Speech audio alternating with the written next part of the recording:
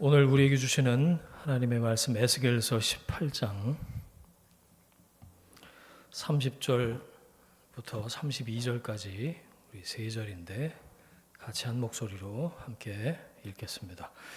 주 여호와의 말씀이니라. 이스라엘 족속아, 내가 너희 각 사람이 행한 대로 심판할지라. 너희는 돌이켜 회개하고 모든 죄에서 떠날지어다. 그리한즉 그것이 너희에게 죄악의 걸림돌이 되지 아니하리라. 너희는 너희가 범한 모든 죄악을 버리고 마음과 영을 새롭게 할지어다. 이스라엘 족속아, 너희가 어찌하여 죽고자 하느냐? 주 여호와의 말씀이니라. 죽을 자가 죽는 것도 내가 기뻐하지 아니하노니 너희는 스스로 돌이키고 살지니라. 아멘. 돌이키고 살지니라 라는 제목으로 말씀의 은혜 함께 나누겠습니다. 여름과 관련된 속담, 그러면 여러분 생각나는 게 있으세요 혹시? 여름과 관련된 속담. 한참을 생각하다가 예전에 이렇게 들었던 것 같아요. 가뭄 끝은 있어도 장마 끝은 없다. 그런 말 들어보셨어요? 여름을 떠올리면은 이제 그 속담이 이렇게 떠오르는데, 가뭄은 뭐 이렇게 시간이 지나면 또 이게 회복이 되지만 이 장마 끝은 없다는 거는 장마, 홍수가 치면 이 피해를 크게 남긴다, 뭐 그런 뜻이잖아요. 유독 올 여름이 폭염 아니면 폭우, 뭐 극한호우라고 그러대요. 이게 반복이 되면서 피해가 큰 것 같은데 빨리 지나갔으면, 별일 없이 지나갔으면 좋겠다, 그런 생각을 합니다. 왜 속담 얘기를 꺼냈는지 아세요? 오늘 18장 그 앞부분에 2절에 유대인한테는 이런 속담이 있었다고 거기 나오잖아요. 자, 2절 한번 보세요, 여러분. 거기 유대인들이 많이 예전에 썼던, 입에 올렸던 속담이 하나 나오는데, 아버지가 신포도를 먹으면 누가 이가 시려요? 아들이 이가 시리 돼요. 여호와 하나님께서 포로의 바벨론으로 잡혀온 이스라엘 백성들이 여적 그 속담을 되뇌이고 있다는 얘기를 들으시고 이 말씀하시는 거예요. 야, 아버지가 신포도를 먹었는데 아들 이가 시리다는 게 이게 도대체 무슨 말이냐? 그러면서 다시는 이런 속담을 입에 올리지 마. 이게 무슨 뜻일까요? 자기 죄는 자기가 책임진다는 겁니다. 책임져야 한다는 거예요. 자기 이가 시린 게 아버지가 신포도를 먹어서 내 이가 시린 게 아니고, 내가 제때 이 안 닦고 충치가 있는데 뭐 돌보지 않고 얼른 돈 벌어갖고 내가 임플란트를 하면 되지. 우리가 여기 포로로 끌려와서 여기서 이 모양 이 꼴로 지금 살고 있는 거, 이거 다 부모 탓이야. 조상들이 잘못해서 우리가 벌 받는 거야 라고 뭘 대는 거죠 지금? 핑계 대는 겁니다. 변명하는 거예요. 그 유대인들의 잘못된 습관을 지적하신 거죠. 그거 다시는 그런 얘기 하지 마. 그런데 그 얘기를 괜히 이스라엘 이 사람들이 괜히 한 게 아니고요. 이런 속담을 쓰게 된 이유가 말씀 때문이었어요. 출애굽기 20장에 보면 그 10계명이 나오는 데가 출애굽기 20장이잖아요. 거기 우상 숭배와 관련해서 제2계명과 관련해서 이런 말씀이 있어요. 20장 출애굽기 20장 4절이에요. 그것들에게 절하지 말며 그것들을 섬기지 말라. 나 내 하나님 여호와는 질투하는 하나님인즉. 아시죠? 여기까지 들어보셨죠? 그 다음에 나를 미워하는 자의 죄를 갚되 아버지로부터 아들에게로 3, 4대까지 이르게 하려니와, 이런 말씀이 나와요. 그러니까 이거를 유대인들이 어떻게 해석을 하고 이해를 했냐면, 죄가 아버지로부터 자녀 때까지 3, 4대가 이어진다 그러니까 죄가 유전되는구나. 죄가 상속되는구나 라고 말씀을 오해를 한 거예요. 결론부터 말씀드리면 말씀을 오해해서 제대로 이해하지 못해서 갖게 된 고정관념이었다라는 거예요. 여러분, 이 출애굽기 20장 4절 말씀을 우리가 어떻게 이해를 해야 될지, 이게 오늘 이 에스겔서 18장에 나온 말씀하고 아예 짝처럼 딱 붙어있는 말씀이거든요. 이걸 잘 이해해야 될 것 같아요. 조상의 죄, 부모의 죄, 자녀에게 유전된다, 그런 뜻일까요? 어떻게 생각하세요, 여러분? 혹시 어렸을 때부터 지금까지, 아니면 뭐 어렸을 때부터 교회를 안 다니셨어도 이렇게 신앙생활 하면서 혹시 그런 얘기를 들어보신 적이 있으신지, 죄가 유전된다, 흘러 들어온다, 특히 위로부터, 조상 때대로부터 아버지가 잘못한 게, 그래서 옛날에 고약스러운 책 제목이 나왔던 적도 있어요. 가게에 흐르는 저주. 구멍가게 할 때 가게가 아니고 대를 이어서 저주가 흘러 들어온다, 뭐 그런 뜻이에요. 책 제목만 봐도 이거는 전혀 복음적이지가 않은 그런 거죠. 그러니까 이 출애굽기 말씀에 3, 4대까지 죄를 갚겠다, 이거를 오해해서 속담을 만든 거예요. 아버지가 신포도를 먹으면 아들이 이가 시리다. 그래서 속담까지 만들어서 조상 탓을 한 건데, 하나님이 그러시는 거예요. 이제 와선 그런 거 네 입에 올리지도 말아라. 그런 속담 쓰지도 말아라. 왜 이런 얘기를 하신 거예요? 그러니까 유대인들이 생각할 때는 하나님이 마음이 바뀌셨나? 여러분, 이 말씀은요, 죄가 유전된다는 뜻이 아니고, 잘 들으셔야 돼요. 그 우상을 숭배하는 결과와 영향이 그토록 뿌리 깊고 대를 이을 정도로 뿌리가 깊고 무섭다, 그 영향력이 어마어마하다라는 것을 강조해서 하신 말씀인 거예요. 다시 풀어볼게요. 우상을 숭배하는 부모 밑에서 태어났어요. 그래서 늘 무슨 눈에 보이는 어떤 형상이나 이런 것들, 그리고 거기다가 절하고 그것에 헌금하고 그것에 삶을 바치고, 뭐만 하면 날짜가 무서워서 못하고, 꼭 우리나라에 이제 대를 이어서 있었던 그 무속과 샤머니즘과 마찬가지로 그런 영향이 있는 집안에서 태어나서 자라면 어떻게 될까요? 그런 가치관이 자연스럽게 몸에 배인다는 거예요. 그런 패턴이 자연스럽게 삶에 영향을 미친다는 거죠. 그만큼 하나님께로 돌이키지 않고 죄를 질 가능성이 점점 더 커지겠죠. 그만큼 높아지겠죠. 여러분, 그런데 이거는 결정론적인 저주가 아니에요. 그렇게 되기로, 그런 집안에 태어났으니까 넌 어쩔 수 없어, 끝이야, 인생 조졌어, 그 얘기가 아니고, 이거는 영적인 영향이고 윤리적인 영향이라는 거예요. 여러분, 복음 안에서 누구든지 회개하고 돌이키면 그 영향력은 끊어질 수 있는 줄 믿습니다. 단절해야 된다는 거예요. 끊어낼 수 있다는 거죠. 그 바로 뒤에 출애굽기 20장 5절 6절에 이런 말씀이 있어요. 여호와는 질투하는 하나님인지, 계속 나와요. 나를 미워하는 자의 죄를 갚되 아버지로부터 아들대로 3, 4대까지 이르게 하려니와, 그 다음에 중요해요.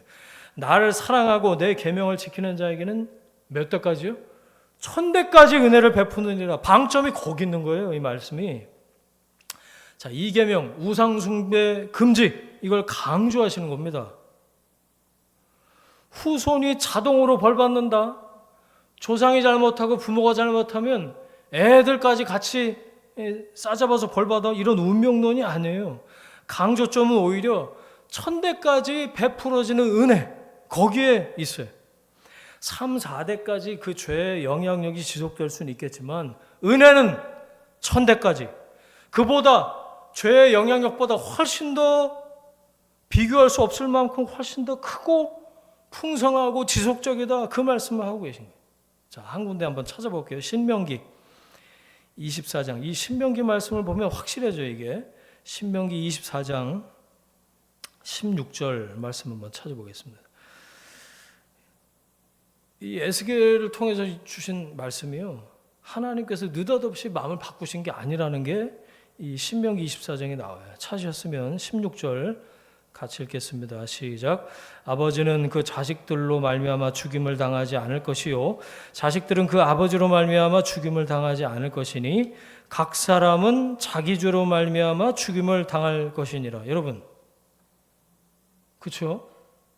자기 죄 때문에 내가 시린 건 아버지가 신 포도를 먹어서 내가 시린 게 아니에요.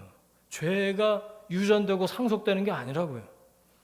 각 사람의 죄, 나의 죄, 내 죄 문제가 그리스도를 만나서 해결되는 그 회개의 역사, 복음의 역사가 나에게 없으면 이건 해결이 안 되는 거지. 여러분, 죄의 영향력을 무시하거나 간과하셔서는 안 돼요. 코로나 때 한번 생각해 보세요. 뭐 눈에 보이기나 해요. 그 바이러스 하나가 돌았다는 이유 때문에 전 세계 온 나라가 그냥 패닉 상태에 빠지는 걸 벌써 몇 년 전이에요. 한여름에도 마스크 쓰고 다니고 그랬잖아요. 죄가 마치 눈에 보이지 않는데 그런 영향력을 가지고 있어서 나 하나에 그치는 문제가 아니라는 거죠. 3, 4대까지 이르리라. 무서운 영향력에 대한 상징적인 비유인 거예요. 저는 무슨 생각을 하냐면 요즘은 좀 덜한데 아랫집에서 담배 피우면 어디로도 올라와요. 담배 연기가. 다 아파트 사시죠 아시잖아요.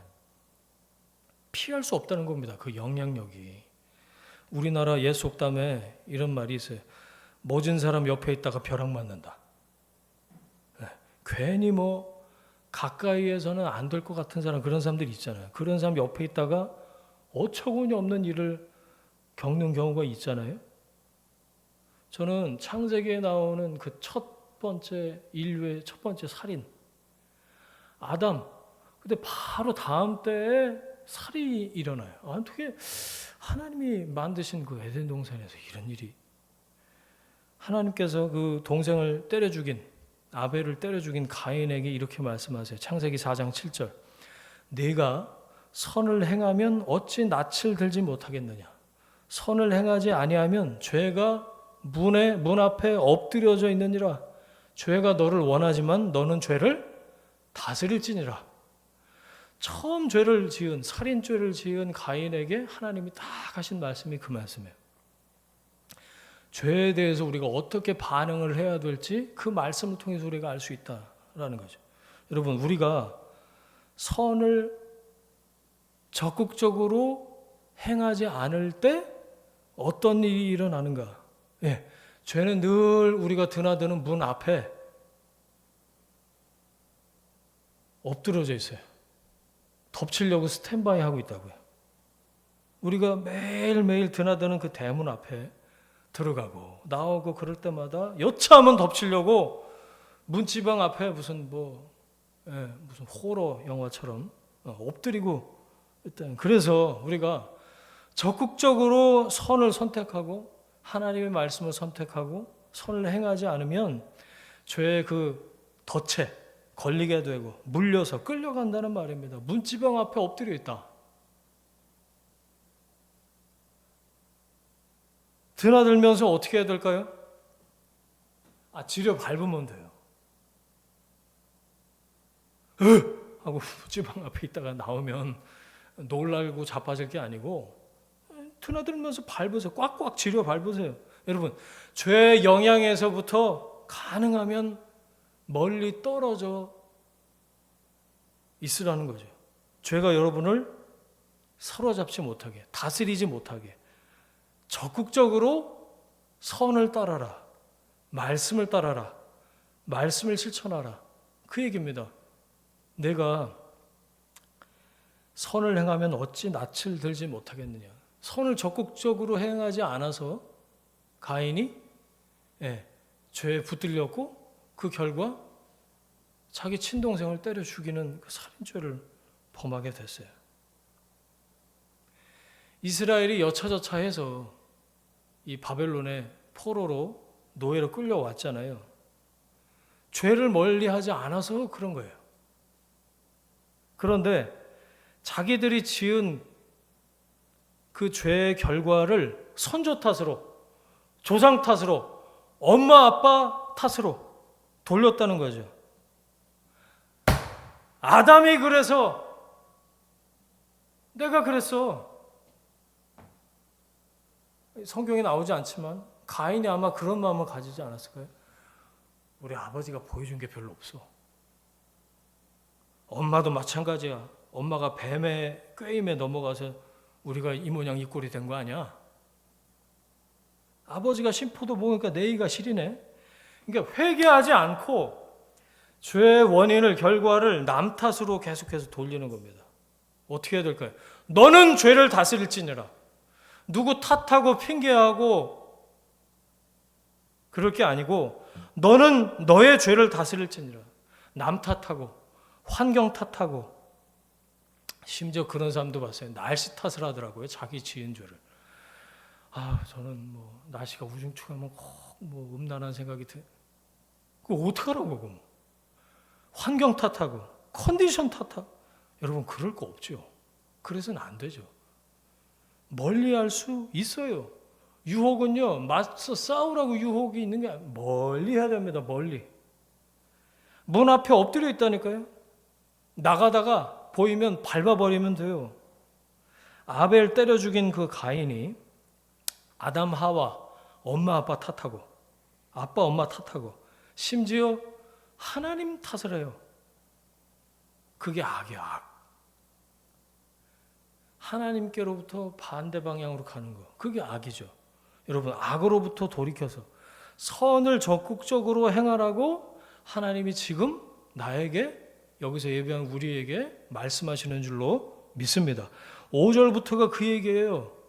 장황하게 쫙 써놨는데 제가 요약을 해드릴게요. 아버지가 16가지 의로운 일을 해요. 거기 쭉 보면. 그 읽으면서 막 머리가 혼란스럽고 그러셨으면 정리하시면 돼요. 아버지가 16가지 의로운 일을 행하는 거예요. 거기. 근데 이상하게 그 아들은 또 아버지가 범하지 않은 죄악을 골라서 범하듯이 죄를 11가지를 범해요. 그 얘기가 쭉 나와요. 그렇죠? 그렇다면 여러분, 아버지와 아들은 부자지간이기 때문에 죄의 결과를 동일하게 책임져야 되나요? 아버지는 의로운 일을 16가지 했는데 아들은 뭐가 잘못됐는지 잘못된 거를 11가지를 했어. 그러면 16 빼기 11 해갖고 5가지는 책임져라. 뭐 그런 거예요? 13절 보세요. 13절. 자기의 피가 자기에게로 돌아가리라. 이게 중요한 해석의 원리입니다. 자기의 피가 자기에게로 돌아가리라. 4절 다시 보세요. 4절 마지막 부분에도 같은 의미의 말씀이 나와요. 범죄하는 바로 그 영혼이 죽으리라. 너 때문에 자녀가 죽고, 너 때문에 아빠 엄마가 죽고, 너 때문에 친구가 죽고, 누구 탓하고 핑계하고 서로 막 유전되고 상속되고 영향을 받고 그러는 게 아니고 너의 죄 때문에 네가 죽는다. 자기의 피가 자기에게로 돌아간다. 여러분, 가게에 흐르는 저주 그런 거 없어요. 없어. 그런 거 머릿속에 싹 지우세요. 그런 걸 어디서 뭐 옛날에 부흥사 뭐한테서 듣고 뭐 어디선가 들은 것 같다. 이 제로 세팅 포맷을 하세요. 아예 가게에 흐르는 저주 그런 건 없어요. 피 속에 죄가 흘러요? 죄가 유전되는 거예요? 그런 얘기 들어보셨어요? 그런 거 없다고요. 마찬가지로 피 속에 믿음이 흐르지도 않아요. 여러분, 영성은요 DNA가 없어요. 무슨 뜻인가? 영성, 믿음, 신앙은 유전되지 않는다고요. 영향은 분명히 있어요. 죄의 영향도 3, 4대를 가는데 은혜는 1000대까지 있는다고 하셨잖아요. 여러분, 죄도 영향이 있고 믿음도 영향이 있어요. 하지만 믿음은 저절로 흘러가서 자동으로 유전돼서 모태신앙이니까 무슨 천국 입국 보증서를 엄마 뱃속으로부터 받아갖고 태어나는 게 아닙니다. 우리 할아버지가 열심히 믿었어요. 그게 뭐? 어쩌라고요? 엄마가 제가 어렸을 때 봤는데 교회에서 봉사하고 사역하고 그게 어마어마하십니다. 그래서 나는 이렇게 좀 삐딱선 타고 살아도 하나님이 플러스 마이너스 퉁쳐서 천국에 갈 거예요. 누가 그래요? 성경에 누가 언제 그랬고? 4대 때 신앙, 저희 집은 4대째예요. 그런 얘기를 종종 들었어요. 그러니까 어렸을 때 그랬으니까 우리나라 선교 초기부터 하면 이제 아마 5대째겠네요. 솔직하게 말씀드립니다. 뭐 그게 부럽거나 대단하다 그런 생각이 별로 안 들어요. 제가 어렸을 때는 어땠는지 잘 기억도 안 나는데 제가 이제 목회자로 부름 받고 사역을 하면서는 점점 더 그런 생각이 더 진해져요. 거룩한 영향이 흐르고 주고받는 거는 존중을 받아야겠죠. 그런데 가만 보니까 모태신앙은 신앙이 아니더라고요. 모태 출석이지. 어떻게 생각하세요, 여러분? 기억하세요? 신앙은 DNA가 없어요. 피 속에 죄가 흐르고 피 속에 믿음이 흐르는 게 아니에요. 어쩔 수 없는 죄의 무지막지한 영향 가운데 우리가 살아도 우리는 죄를 다스릴 수 있다. 그래야 한다라는 거예요. 마찬가지로 엄마 뱃속에서부터 교회를 출석했다고 해서 저절로 천국 가는 게 아니라고요. 요한복음 3장 보세요. 니고데모가 찾아와서 물어볼 때 주님이 말씀하시잖아요. 거듭남에 대해서 물어보지도 않으셨는데 거듭나야 하나님 나라를 볼 수 있다라고 얘기를 하세요.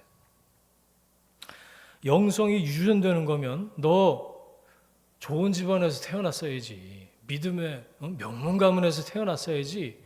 그렇게 말씀하셨겠죠. 그런데 왜 주님께서는 born again, 하늘로부터 위로부터 다시 태어나라, 거듭나라 라고 말씀하시겠어요? 여러분, 우리가 영적인 존재가 된다는 거, born again, 다시 태어난다라는 뜻이지 신앙의 DNA가 부모 때로부터 조상 때로부터 유전돼서 그냥 자연적으로 저절로 그리스도인이 된다는 게 아니지 않습니까? 잘 되면 내 덕이고 안 되면 조상 탓, 이런 이제 고약한 말도 있어요. 저는 그 속담을 거꾸로 만들어야 된다고 생각해요. 잘 되면 조상 덕, 부모님 덕, 남들이 잘 닦아놓은 그런 덕이고 안 되면 내 탓이다. 여러분, 저는 이게 어른스러운 거라고 생각해요. 안 되면 내 탓이에요. 그렇게 생각해야지. 맨날 안 그러면 수저 타령하다가 인생 쫑나요. 태어날 때부터 나는 그래서 뭐 스타트 라인이 한참 뒤에 있어서 나는 요 모양 요 꼴이고. 여러분, 자기 삶에 스스로 책임을 지는 거예요. 신앙도 마찬가지. 신앙도 스스로 책임을 지는 거예요. 어른스럽게 책임지는, 여러분, 장성한 믿음을 갖게 되시길 축원합니다. 회개하고 돌이키고 책임질 수 있는 기회, 하나님께로 돌아갈 수 있는 기회가 날마다 우리 앞에 있어요. 내가 선택할 수 있다고요. 아버지 집 문은 24시간 365일 열려 있었어요. 탕자는 돌이키기만 하면 돼요. 그런데 돌이키진 않고 뭉개고 앉아서 내가 저 사람 때문에 여기 빠져 있어 라고 말할 수 있습니까? 그렇게 얘기하지 말라는 거예요. 부모가 그래서 조부모, 할아버지, 할머니, 우리 집안은 외가가 특별히 좀 안 좋아. 그래서 내가 여기서 이러고 사는 거예요? 영향을 있겠죠. 하지만 여러분, 죄와 믿음 사이에서 지금 여기서 이렇게 사는 건 내가 선택하고 내가 책임지는 부분이 저는 8, 90% 이상이다. 그러니까 여러분, 우리가 조상 탓, 부모 탓, 상황 탓만 할 게 아니다, 그 얘기예요. 좀 넓혀보겠습니다. 남편 탓, 아내 탓도 할 게 없어요. 연인 탓, 저 인간 때문에 내가. 직장 탓, 그럼 뭐가 나와요? 돈 탓. 어려서부터 나는 가난했었고 뭐 그런 노래도 있잖아요. 어머님은 짜장면이 싫다고 하셨어. 건강 탓하고 자식 탓.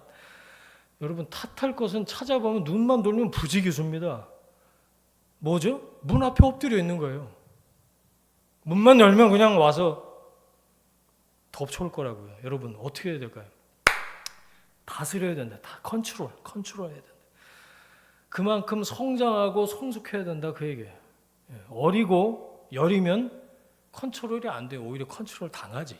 여러분 당당하게 서서 분별해내고 컨트롤하는 믿음의 사람이 되시길 바랍니다. 그래서 탓하거나 핑계대지 말고 책임지는 성숙한 믿음의 사람이 되시길 축원합니다. 하나님 앞에 홀로 서는 거예요. 그게 누구 때문이 아니에요. 앞에서 하고 뭐 옆에서 한다고 해서 덩달아 손드는 게 아니에요. 저는 이제 신학대학에 와서 선교단체에서 처음 예배드릴 때 어찌나 찬양할 때 다들 이렇게 손을 들고 하는지 너무 어색했어요. 그 전까지는 손을 한 번도 안 들어봤거든. 근데 따라서 손을 들기 시작해서 저 사람은 드는 각도가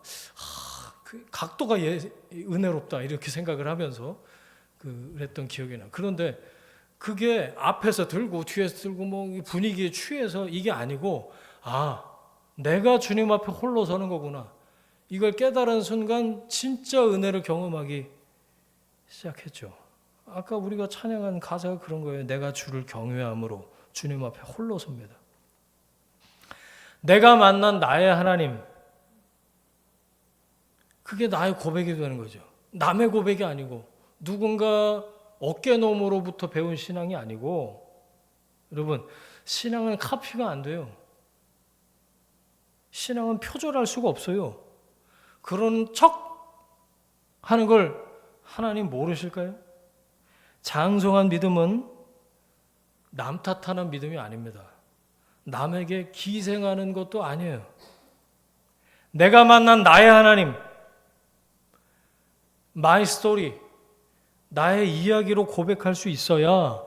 도마가 그래서 전 도마가 참 정직한 의심을 통해서 하나님께로 나아간 제자구나. 나의 주 나의 하나님, 그 못자국에 손을 넣어보고 만져보고 나의 주 나의 하나님, 여러분 그렇게 고백하고 간증하는 여러분이 되시길 축원합니다. 25절 보세요. 쭉 넘어가서 한 가지 또 나누고 싶은 게 있는데 25절에 주의 길이 공평하지 않다 이런 얘기를 해쌓고 있어요. 다시 보세요.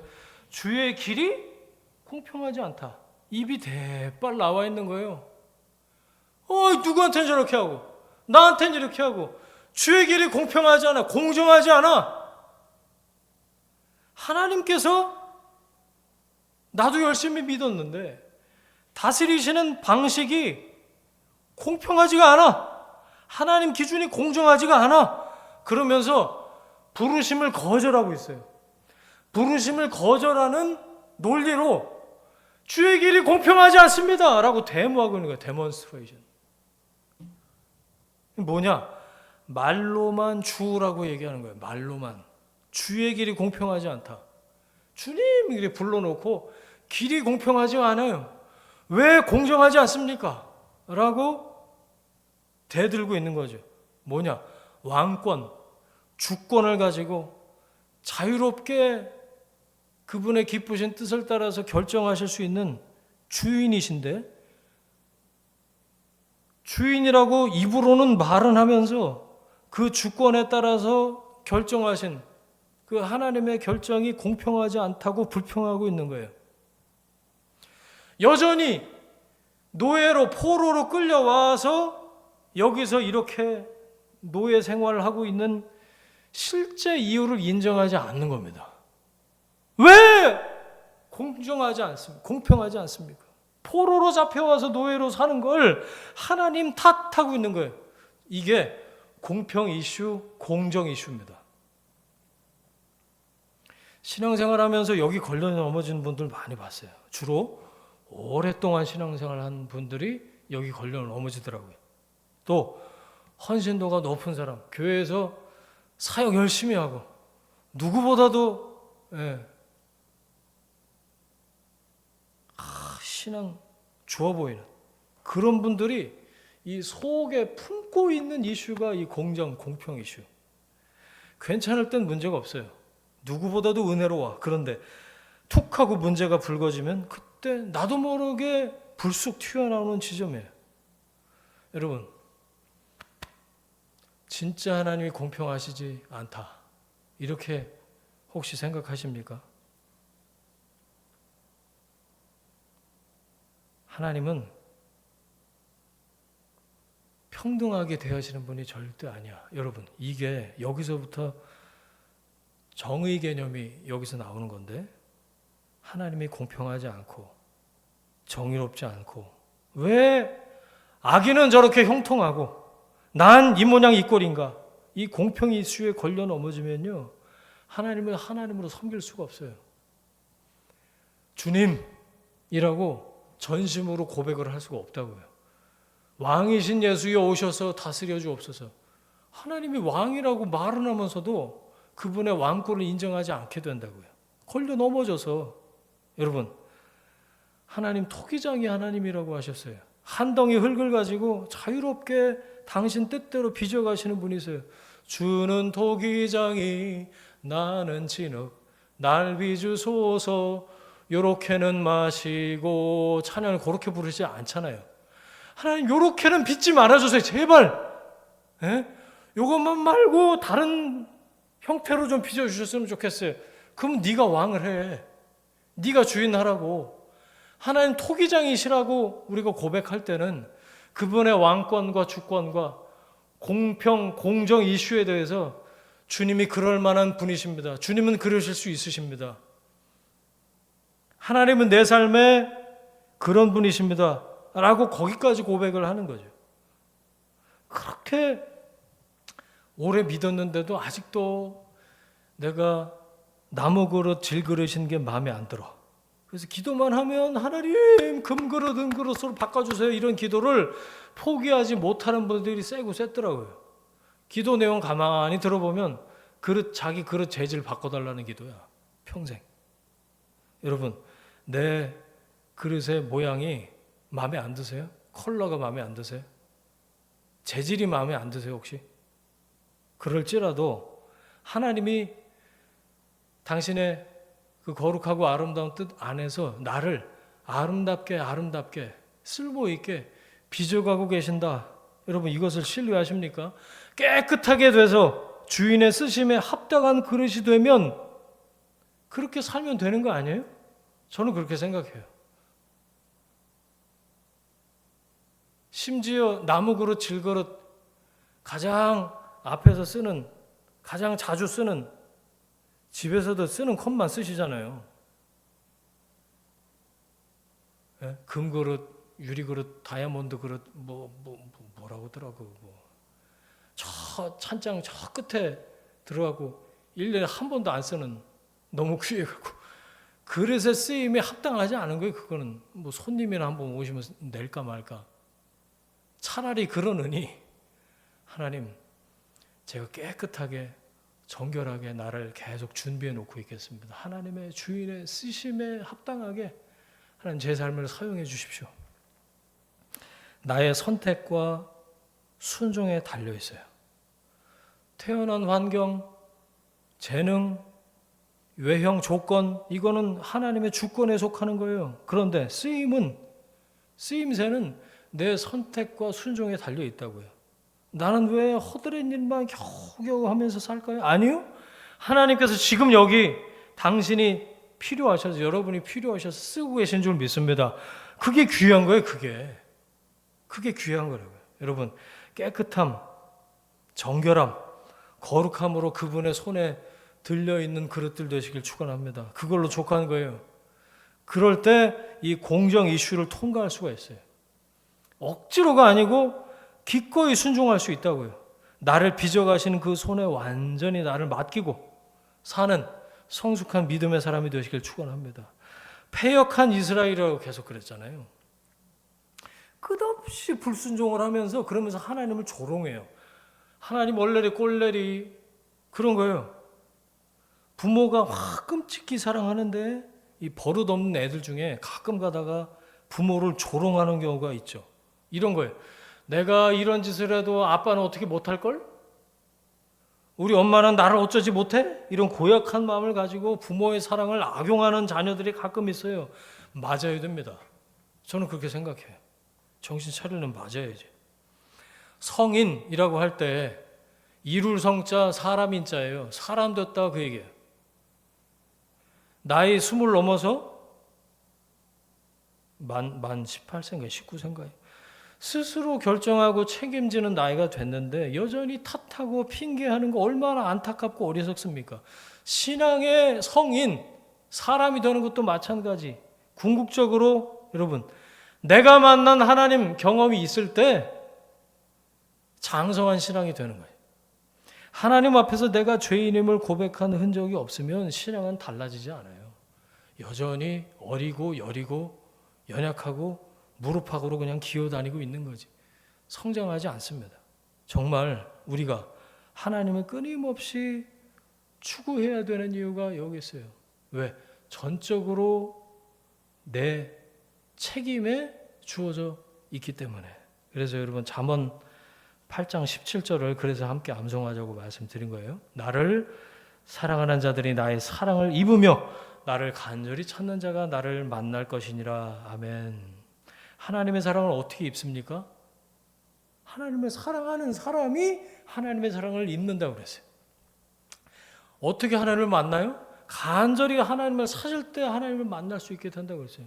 어느 날 갑자기 자고 일어났는데 갑자기 성경이 쫙 깨달아지고 그런 급진적인 은혜가 있을 수도 있지만 가랑비에 옷 젖듯이 계속 말씀을 듣는 가운데 예배 가운데 하나님께서 은혜를 베푸셔서 나도 자발적으로 내 지정의를 가지고 하나님을 찾고 그럴 때 하나님을 깊이 만나는 경험이 생기게 되는 거죠. 그래서 목이 터져라 주여 삼창도 하고 기도도 하고 금식 기도도 하고 그러는 거 아니에요. 철야 기도도 하고.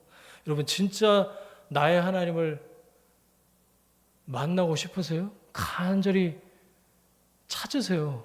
분명히 만나주시고 분명히 하나님의 사랑을 입게 될 줄로 믿습니다. 그럴 때 나의 믿음, 나의 스토리, 나의 간증으로 하나님을 고백할 수 있게 되는 거죠. 말씀을 정리하겠습니다. 구약에 특히 창세기에 하나님을 뭐라고 부르죠? 아브라함의 하나님, 이삭의 하나님, 야곱의 하나님. 저는 그거 읽을 때마다 배가 아팠어요. 왜 내 이름은 거기 없나? 아니 내가 창세기 없으니까 없죠 당연히. 그런데 하나님은 언제까지 그렇게만 부를 거냐 그 얘기예요. 왜 하나님을 그렇게만 부릅니까? 거기에 자기 이름을 넣어봐야죠. 왜 내 이름은 여기 없나? 누구누구의 하나님, 땡땡땡의 하나님, 내 이름을 거기에 넣어서 부를 수 있어야죠. 나의 주 나의 하나님.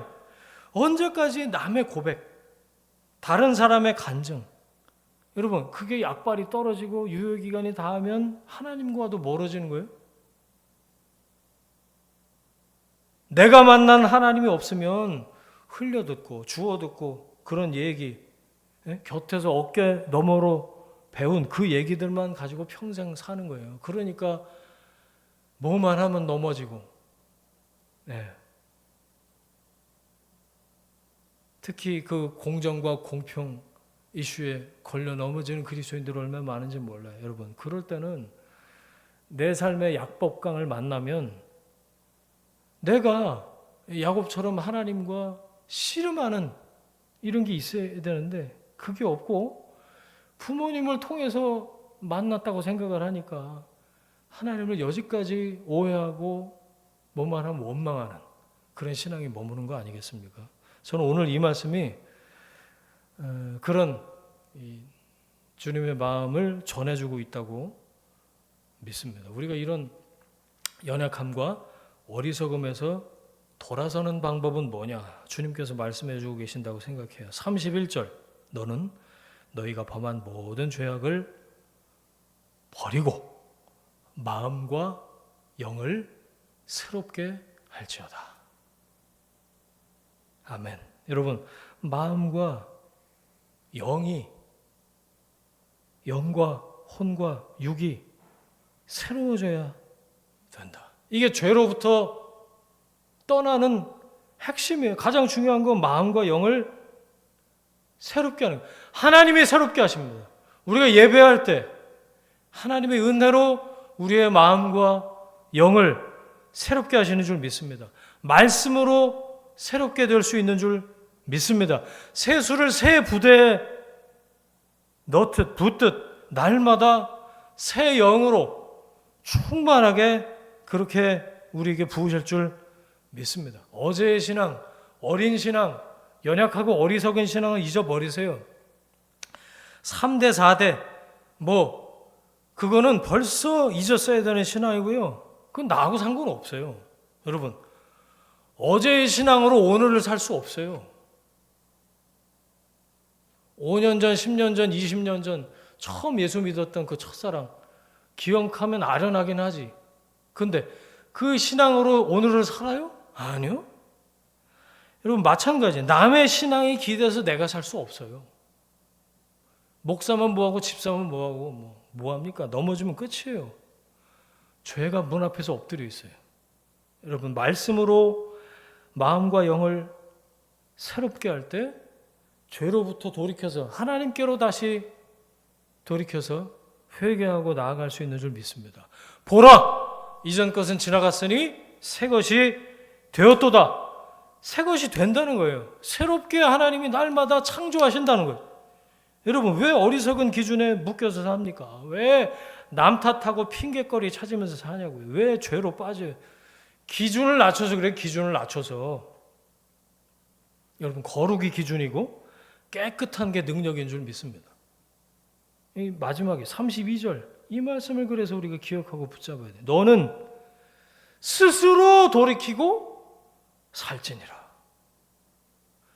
일로 와봐. 돌아서 뒤로 돌아. 하나님이 그렇게 은혜를 베푸실 때도 있지만 우리는 날마다 어떻게 한다고요? 스스로 돌이키고 살지니라. 돌이킬 수 있다는 거고요. 돌이켜야 한다는 겁니다. 여러분, 날마다 탓하고 핑계대고 그럴 게 아니고 날마다 스스로 거룩을 향해서 돌이키고 그래서 살아나고 그래서 또 다른 사람을 살리는 장성한 믿음의 사람이 전부 다 되시기를 주님의 이름으로 축원합니다. 아멘. 함께 기도하겠습니다. 이 시간에 주신 말씀 붙잡고 결단하면서 함께 기도합니다. 함께 기도하겠습니다. 하나님 아버지 감사합니다. 오늘 에스겔서 말씀으로 하나님 우리 각 사람에게 말씀해 주신 것 감사합니다. 나의 하나님, 나의 주, 나의 하나님 고백하며 하나님 스스로 돌이켜고 살지니라. 주님, 포로지에 끌려와서도 조상 탓하고 남 탓하고 핑계대고 하나님 그 공정 공평 이슈에 발목 잡혀서 주님 앞으로 돌이키지 못하고 하나님 어리석은 신앙에 머물러 있는 연약하고 유약한 어린 신앙에만 머물러 있는 하나님 이스라엘 백성들에게 주님 돌이키고 살지니라 말씀하신 이 말씀이 하나님 마음과 영을 새롭게 하라고 주님 하신 말씀이 우리를 향한 우리 각 사람을 향한 나를 향한 하나님의 말씀인 줄 믿습니다. 주여 주여 이 말씀을 기억하고 우리가 탓하고 핑계대고 의존하는 신앙에서 하나님 떠나 장성해서 당당히 책임지고 하나님 거룩으로 돌이켜서 살아나길 원하는 하나님의 사람들 위해 하나님께서 그런 은혜를 베푸실 줄 믿습니다. 그렇게 선택하고 하나님 거룩을 기준으로 하나님 앞으로 점점 더 나아가는 믿음의 사람들, 장성한 하나님의 사람들이 될 수 있도록 은혜 베풀어 주옵소서. 거룩한 영으로 충만케 역사하여 주옵소서. 이제는 우리의 주인 되신 예수 그리스도의 은혜와 하나님 아버지의 사랑과 성령님의 충만케 하심, 동행하심이 탓하고 핑계대고 의존하는 신앙이 아니라 당당히 책임지고 거룩으로 돌이켜서 살아나길 원하는 하나님의 사람들 위해 그들의 일터와 가정과 자녀들 위해 지금부터 영원까지 함께 하시기를 간절히 축원하옵나이다. 아멘.